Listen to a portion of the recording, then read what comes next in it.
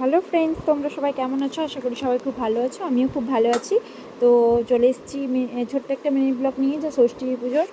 তো দেখো, আমাদের এখানে জামাই ষষ্ঠী পুজো হয়, মানে যাকে বলা হয় অরণ্য ষষ্ঠী।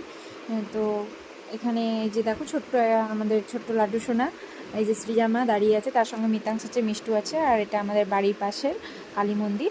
আর তার সামনেই আমাদের অরণ্য ষষ্ঠী পুজো হয়। সবাই পুজোতে ব্যস্ত, পুজো প্রায় শেষের দিকে।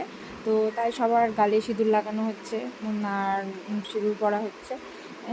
এই যে সবাই আবার মানে পুজো প্রায় শেষ, সেহেতু সবাই গাছে সুতো বেঁধে নিচ্ছে। আর ওখানে লাড্ডু সোনার পুজো হয়েছে, মানে ওর জন্য ষষ্ঠীটা ধরা হলো এবার।